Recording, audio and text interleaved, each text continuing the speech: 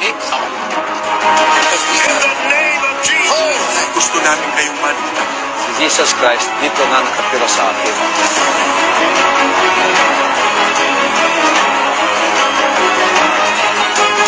Tinanggap nyo walang bayad, ibigay nyo walang bayad. Kung sugo ka ng Diyos, binabayaran ba ang pagiging sugo o hindi? Kung walang bayad ang pagkasugo mo, ang aral mo dapat walang bayad. Amen? Kung nagpapabayad, antikristo o hindi?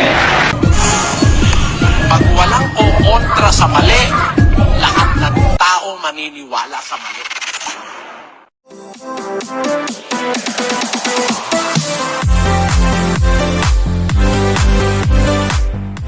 Isang voice record po ang gusto kong i-share sa inyo. Bagamat ito'y walang video pero napakagandang mapakinggan po ito ng tao.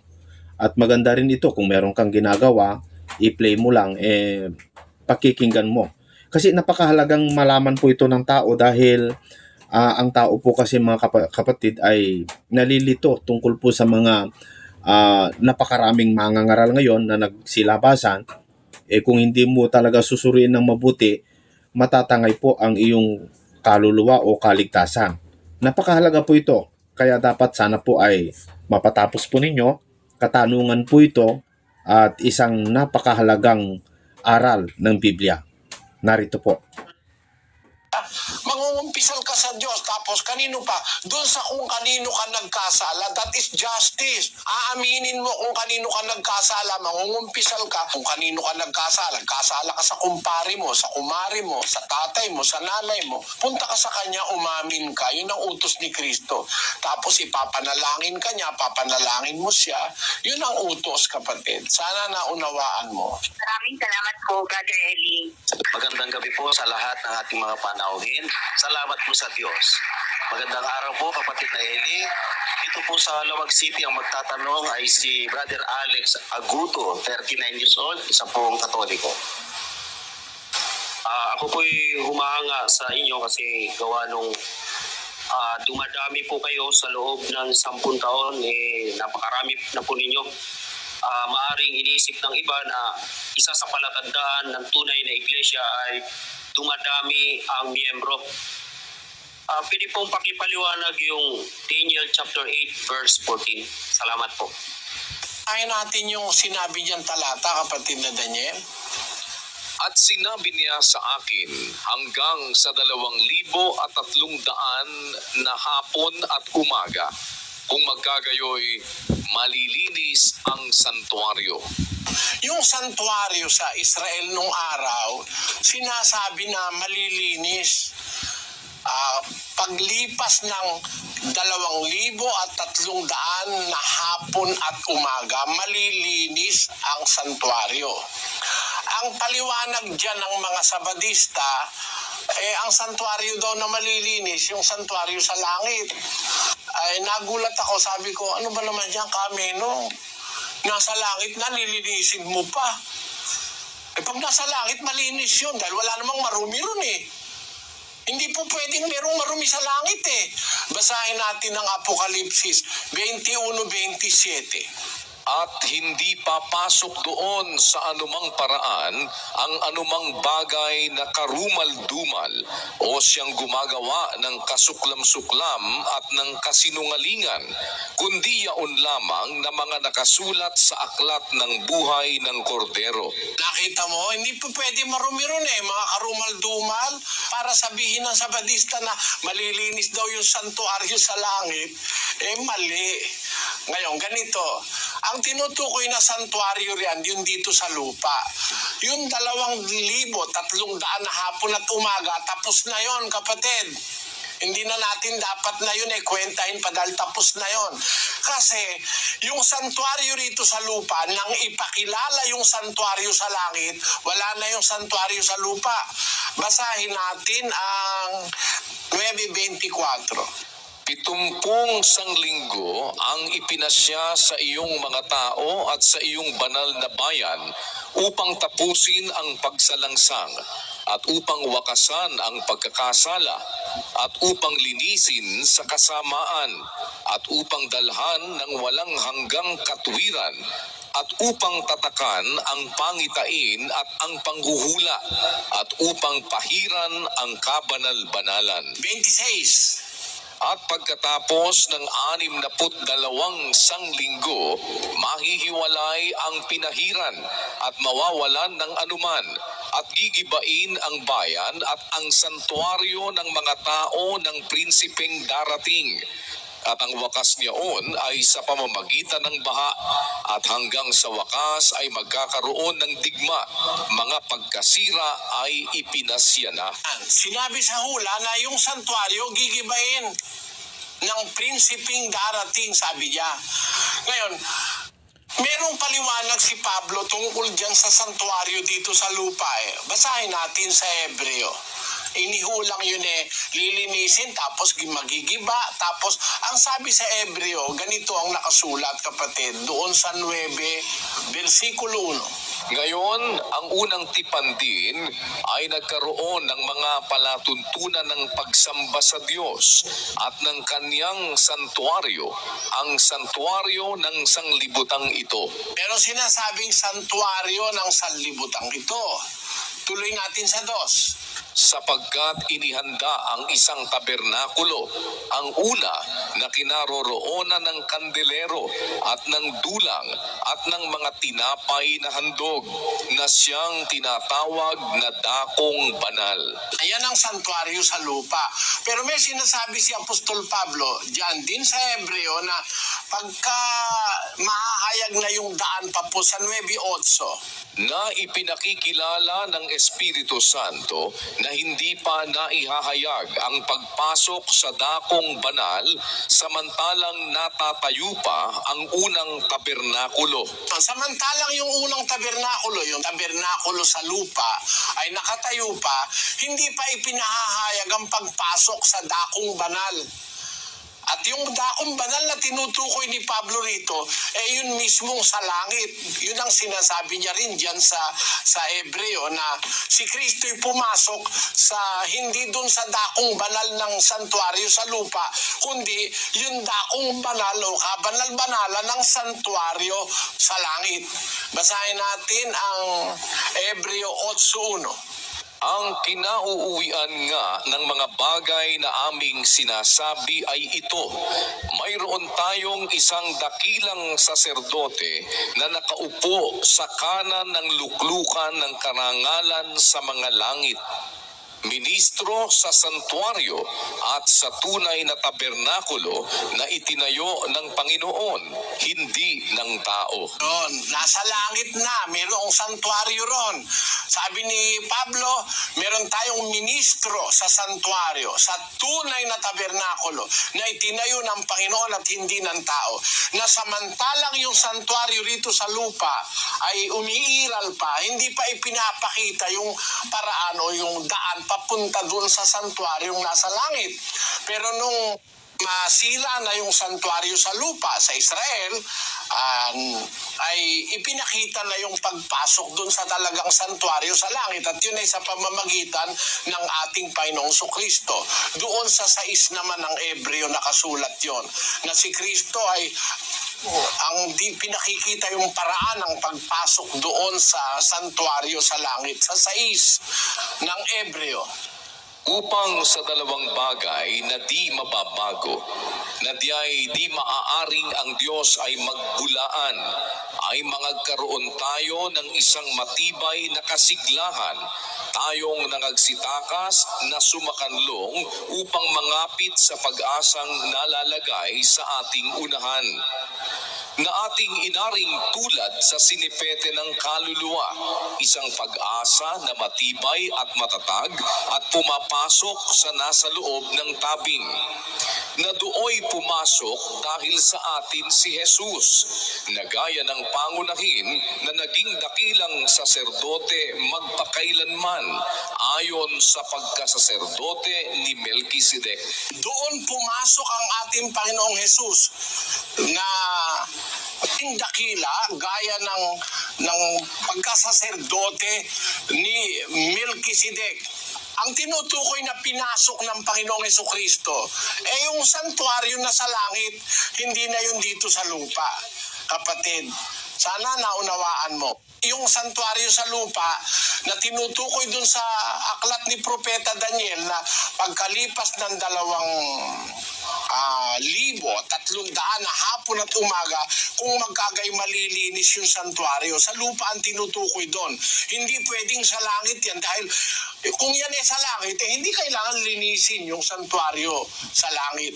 Pagkatapos, yung 2,300 na hapon at umaga, naganap yun bago nagiba yung santuario dito sa lupa. Na yung santuario na yon, yung dakong banal na yon, nagiba nung anyo 70. Pagkapanik sa langit natin, Panginoon Kristo, bago siya pumanik, hinulaan niya magkakaroon ng gera sa Jerusalem. At nung magkagera sa Jerusalem, 70 AD, pinasok ng Roman army ang Jerusalem, winasak yung santuario, natupad yung hula sa Propeta Daniel, at pagkatapos nun, ipinahayag ng Espiritu Santo, ang sabi ni Pablo, yung pagkahayag ng daan papunta doon sa dakong banal sa langit. Sa 9:8, pakiulit mo kapatid na Daniel. Na ipinakikilala ng Espiritu Santo na hindi pa naihahayag ang pagpasok sa dakong banal, samantalang natatayo pa ang unang tabernakulo. Yung unang tabernakulo dito sa lupa, kailangan na matapos muna yung panahon na itinakdaro na masira yon bago ihayag yung pagpasok sa dakong banal sa langit sa santuaryong hindi itinayo ng tao kundi ng Panginoon. Mahabang usapin ito kapatid, pero siguro meron ka ng ideya at salamat sa iyong partisipasyon. Maisingit ko lang mga kaibigan, pasensya po kayo yung mga nagsasabing huwag kang magsalita, sabi nila. Maisingit ko lang para maunawaan lang natin. Para sa mga kay Pastor Edwin at yung mga iba pang mga mangangaral.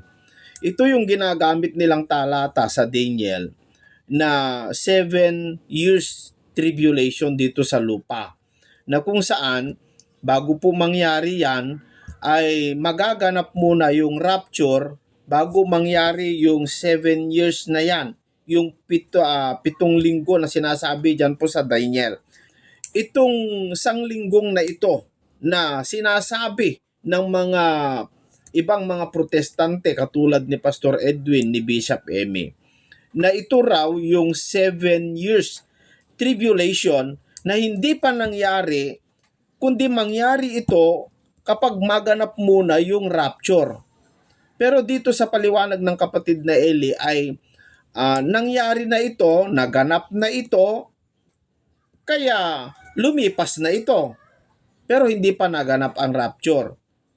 Para makita natin, pakinggan natin mabuti para sa ganun mga kaibigan, maunawaan natin na itong 7 weeks na sinasabi nilang 7 years tribulation sa lupa, maunawaan nyo dito, tapos na ito, naganap na ito, ayon sa paliwanag ng kapatid na Eli.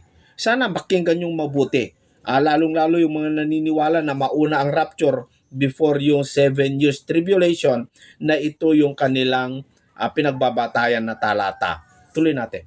Susunod po si kapatid na Edgar, Padre Eli.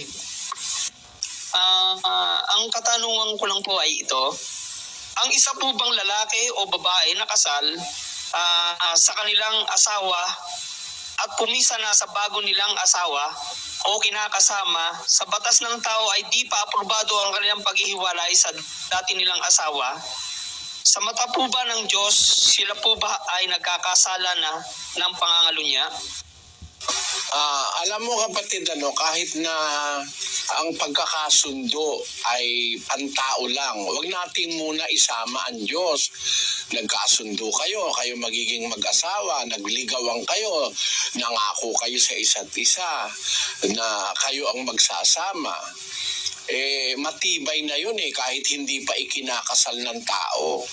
Kahit hindi pa ikinakasal sa relihiyon ng mga tao. Basahin natin ang Galacia 3:15. Mga kapatid, nagsasalita ako ayon sa kaugalian ng mga tao. Bagamat ang pakikipagtipan ay gawa lamang ng tao, gayon may pagka pinagtibay Sino man ay hindi makapagpapawalang kabuluhan o makapagdaragdag man. Pagka ang pakikipagtipan, kahit gawa lang ito ng tao, hindi kasama ang Diyos. It is between a man and another man. Pagka napagtibay na, ratified na, hindi na pwedeng baguhin at hindi na pwedeng pawalang kabuluhan. Para lang yan yung tipan sa pag-uutangan. Nag-utangan kayo, nagpirmahan kayo. Kinuha mo na yung pera ng kapwa, nangako kang patutubuan mo halimbawa ng ganung porsyento, tipanan na yun. Pag nakapirma ka at lumabag ka roon, lalabas, may kasalanan ka. Kasi napagtibay na, pinirmahan yun Ganon yung tipanan ng lalaki at babae. Pagka tipanan ng tao na, nangyari na, kahit hindi kasama ang Diyos, bilang tao, dapat inirerespeto natin ang kapwa-tao. Kaya pagka nakipagtipan ka na, binding na yon, may kapangyarihan na yon, may bisa na yon. Tingnan mo si Maria at saka si Jose. Hindi pa sila kinakasal pero kinikilala na ng Diyos na mag-asawa sila. Basahin natin ang 1:18 ng Mateo. Ang pagkapanganak nga kay Hesukristo ay ganito, nang si Maria na kanyang ina ay mag-aasawa kay Jose. Bago sila magsama ay nasumpungang siya'y nagdadalang tao sa pamamagitan ng Espiritu Santo. Yung salita rito, nang si Maria na kanyang ina ay mag-aasawa kay Jose. Yung salita ritong mag-aasawa kay Jose, hindi pa sila talaga mag-asawa. Mag-nobyut-nobya lang sila. Kumbaga engaged. Sa ibang Biblia, doon sa Grego, sa Kastila, sa Portuges, sa Ingles, ang sinasabi ron, magnobya pa lang sila, magnobyot magnobya. Sa English, ang sabi ganito, Now that the birth of Jesus Christ was on this wise, when as his mother Mary was espoused to Joseph. Yung espouse nanggaling sa salitang Griego na itinransfer sa English espouse, tinransfer sa Tagalog mag-aasawa. Ang nakalagay sa salitang Griego ay menestio. Ang ibig sabihin, to give a souvenir or engagement present. Parang engaged lang sila. Parang yung mga magnobyo sa ating engaged na ikakami, meron na kaming mutual understanding. Yun ang talagang kahulugan ng salitang Grego. Kaya ang sabi sa Tagalog, nang si Maria mag-aasawa kay Jose, engaged, bago sila nagsama. Hindi pa nga sila kasi mag-asawa Hindi pa sila nga nagsasama pero bago sila magsama, nasumpungan ni Jose, buntis si Maria. Ano ngayon ang binalak ni Jose? Tuloy natin ang 19. At si Jose na kaniyang asawa, palibhasa'y lalaking matuwid at ayaw na ihayag sa madla ang kaniyang kaprihan, ay nagpasyang hiwalayan siya ng lihim. Datapwat samantalang pinag-iisip niya ito, narito, ang isang anghel ng Panginoon ay napakita sa kaniya sa panaginip na nagsasabi, Jose, anak ni David, huwag kang mangamba sa pagtanggap kay Maria na iyong asawa, sapagkat ang kanyang dinadalang tao ay sa Espiritu Santo. Kita nyo, hindi pa nga sila nagsasama nun nagbuntis si Maria. Engaged pa lang sila. Pero ang tawag nung anghel sa kay Maria, sabi ng anghel kay Jose, huwag kang mangamba sa pagtanggap kay Maria na iyong asawa. Asawa na ang tawag pero magnobyo pa lang sila. Hindi pa nga sila nagsasama Ibig sabihin yung kanilang tipanan, matibay na yung kinikilala na ng Diyos yun. Yun yung sinasabi ni Pablo. Bagaman ang pakikipagtipan gawa lang ng tao, pero pagka napagtibay, hindi na mapapawalang kabuluhan ng kahit na sino o mararagdagan pa man. Yun pinal na. Kaya yung tinatanong mo kapatid, halimbawa, isang lalaki, isang babae, kasal sa asawa, tapos naghiwalay, nakisama sa ibang babae at lalaki, nangangalo niya sila noon kasi binding na yung kanilang pagsasama eh. Kahit nga hindi pa kayo ikinasal kung kayo nga nagsama na bilang mag-asawa, nagkaanak na kayo, kahit hindi pa kayo ikasal kahit saan, kinikilala na ng Diyos na kayo ang mag-asawa kasi nagkaanak na nga kayo yung iba, ang dinadahilan, hindi naman kami kasal ba't si Maria at si Jose hindi pa kasal? Pero tinatawag ng mag-asawa sa Biblia. Ngayon, ang pag-asa naman dyan ganito. Halimbawa, nangyari ang paghihiwalay, tapos nangyari ang pagkuha ng ibang asawa, nasa labas ka ng katwiran, wala ka sa ilalim ng kautusan ni Kristo, nasa maling pananampalataya ka, hindi mo alam lahat ng aral, napapatawad naman yan sa bautismo. Gaya ng nangyari kay Pablo. Si Pablo nung araw may mga ginagawang mali, pero nung magbautismo siya, naanib siya sa iglesia ng Diyos, napatawad siya ng Diyos. Sa Timoteo ang sabi ganito, Bagaman ang una ako'y naging mamumusong at manguusig at mang-aalipusta, gayon may kinahabagan ako, sapagkat yaoy ginawa ko sa di pagkaalam, sa kawalan ng pananampalataya. Ayon, kinahabagan siya. Bagaman nung una mabibigat ang kasalanan niya, naging mamumusong pa siya, mang-uusig, mang-aalipusta. Kinahabagan ako, ginawa ko kasi ang wikayon sa hindi ko pagkaalam sa kawalan ng pananampalataya. Wala pa siyang pananampalataya noon. Hindi niya alam yung batas ni Kristo. Kaya halimbawa, nakapag-asawa ka sa labas ng iglesia ng Diyos, nag-asawa ka ng 4 o 10, hindi mo alam yung batas, pag naanib ka, pinapatawad naman ng Diyos yun. Kasi ginawa mo yon sa kamangmangan, hindi mo alam ang batas. Wala ka pa sa ilalim ng batas. Sa Roma 3:19, ganito ang sabi. Ngayon ay nalalaman natin na ang anumang sinasabi ng kautusan, yaon ay sinasabi sa sa ilalim ng kautusan. Ang sinasabi ng kautusan, yun ay sinasabi sa nasa ilalim ng kautusan. Kung wala ka naman sa ilalim ng kautusan, may pag-asa kang, pag ikaw ay nagpasakop na sa Diyos, sa tunay na samahang sa Diyos, may pag-asa ka namang mapatawad.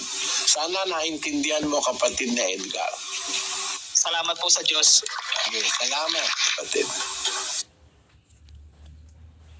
So sana po mga kaibigan, yung nakaparinig dito sa sagot ng kapatid na Eli tungkol po sa mag-asawa, kasi napakaraming mga ganitong problema dito sa daigdig natin mga kaibigan, dahil nagkauso-uso na yung hiwalayan, parang ginawa na pong laruan ng mga kabataan yung mag-asawa ng 2 buwan, 3 buwan, kapag nagsawa na sila ay maghiwalay na mga kapatid.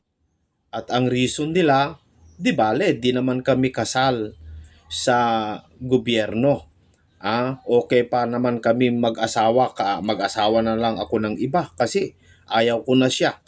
So pagkatapos noon, mag-asawa na naman sila ng iba,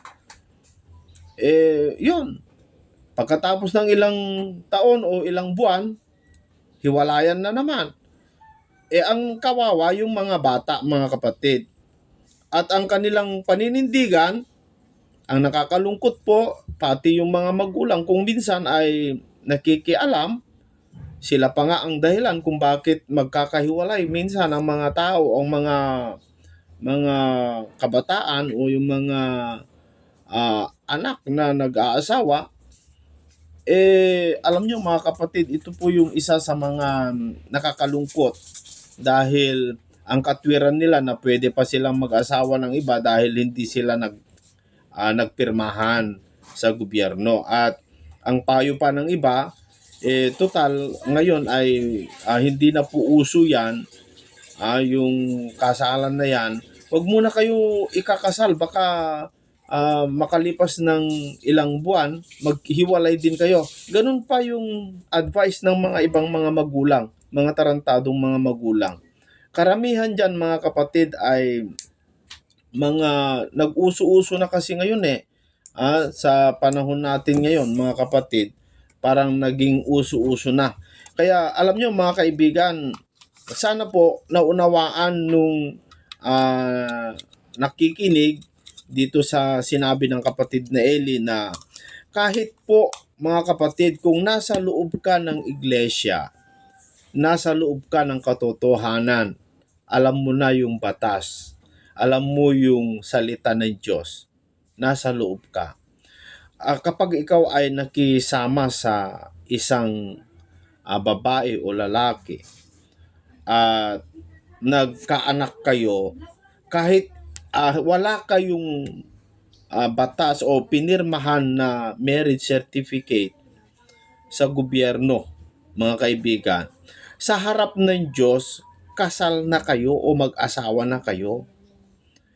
Nakatali na kayo sa pamamagitan ng batas ni Kristo. Iba kasi yung batas ni Kristo, iba yung batas sa gobyerno. Yung batas sa gobyerno, kahit hindi ka mai-registro doon, kung nasa batas ka ni Kristo, naglilingkod ka bilang alagad ng Diyos. Pinaninindiganan mo o pinaglilingkuran mo, nangangaral ka, nakipag-asawa ka, tapos hindi naman kayo kasal sa gobyerno, sa harap ng Diyos mga kapatid, sana maunawaan nyo, kasal kayo sa batas ng Diyos. Huwag nyong gawin, huwag nyong kunin bilang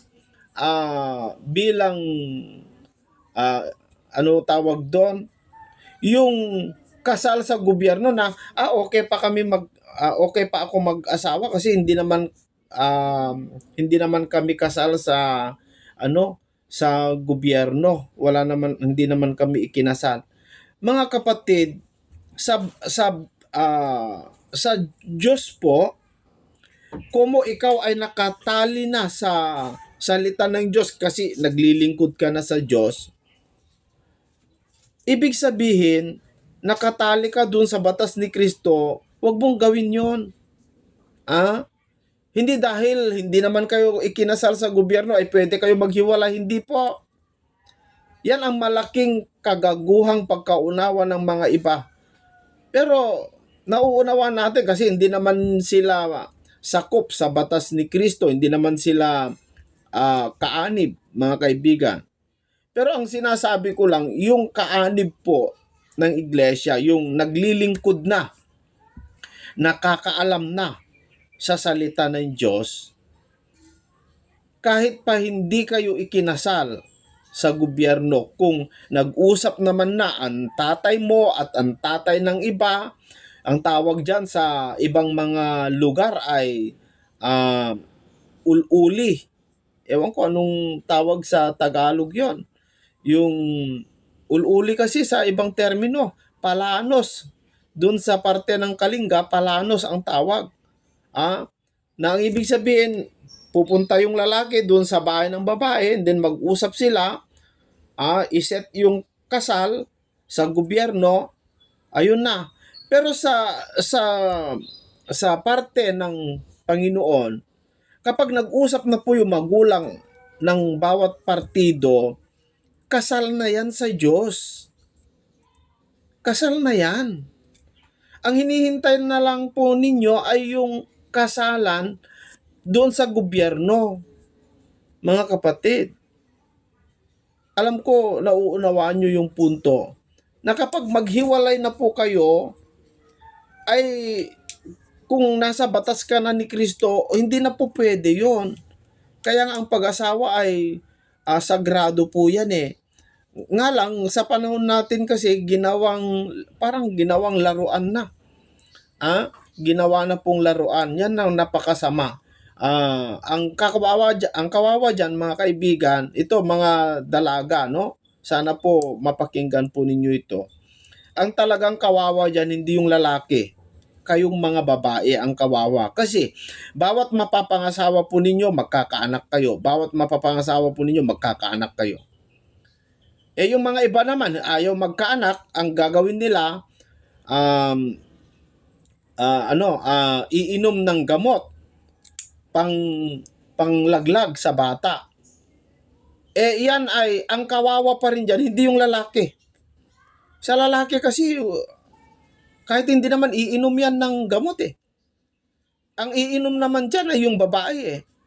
Masisira ang sarili mo, sisirain mo yung katawan mo sa kaiinom na yan para hindi ka lang magkaanak, magkakasala ka pa sa Diyos kasi katumbas ng abortion yan, mga kapatid, pagpatay yan, krimen yan, ang talagang kawawa dyan, babae. Minsan kasi itong mga babae, hindi naman nag-iisip, mga kapatid, kung kani-kanino sila nagpasiping, kung kani-kanino sila mag-asawa. Kapag ayaw, ayaw na. Ang kawawa dyan, kayong mga babae. Mag-isip sana naman kayo. Bago nyo pumasok dyan, dapat pag-isipan po ninyo. Lalong-lalo yung may yung nakatali na sa salita ng Diyos, malaking kasalanan yan. Pero yung mga unbeliever, alam nyo mga kapatid, masama pa rin yan eh. Miski, hindi pa naman ako nakatali sa batas ni Kristo, okay pa sa akin. Hindi okay yan. Masama pa rin yan, mga kaibigan. Pero, kapag alam mo kasi na masama, sabi sa Santiago, chapter 4, verse 17, ay ang nakakaalam ng paggawa ng mabuti kapag hindi ginagawa ay kasalanan sa kanya. Kung alam mong masama yan, ginawa mo pa rin, mga kapatid, kasalanan sa iyo yan. Maliban lang kung hindi mo alam o ikaw yung hiniwalayan, ayaw mo pero hiniwalayan ka, kung sa Biblia natin anuhin yon, ang paghihiwalay ayon sa aking naunawaan sa sinabi ng kapatid na Eli, kapag ikaw ay hiniwalayan dahil meron siyang iba, siya na mismo ang nagkalag sa'yo. Siya na mismo ang nagkalag sa'yo. Parang binigyan ka ng pagkakalag. Kinalagan ka mula doon sa batas ng tao. Kaya sana mga kapatid, laliman po ninyo, lalo-lalo yung mga kabataan, mga agresibong mga kabataan ngayon. Dahil sa mga gadget, sa mga napapanood sa social media, nagkauso-uso na yan, marami kasing tarantadong nagpo-post, mga kaibigan, maraming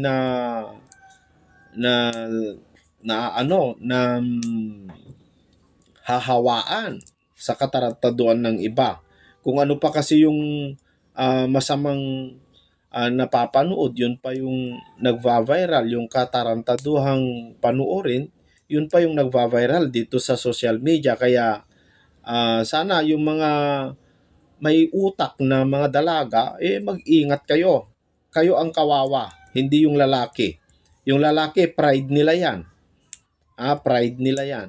Pero yung mga babae, kawawa. Makalimang anak ka na, wala na, magproblema ka na. Hindi ka naman tutulungan yung mga lalaki Kapag mga anak ka, hindi ka naman tutulungan Wala naman silang pakialam Ang gusto lang nila, makuha ka nila Kaya sana yung mga babae, mag-ingat po kayo. Mag-ingat po kayo. Yan po mga kaibigan. Sana ay nagustuhan po ninyo ang isinare kong voice record na ito. Voice record po kasi ito nakita ko mga kaibigan pero napakaganda. Malaking aral po para sa atin, lalong-lalo ang mga kabataan. Hanggang sa muli po mga kapatid.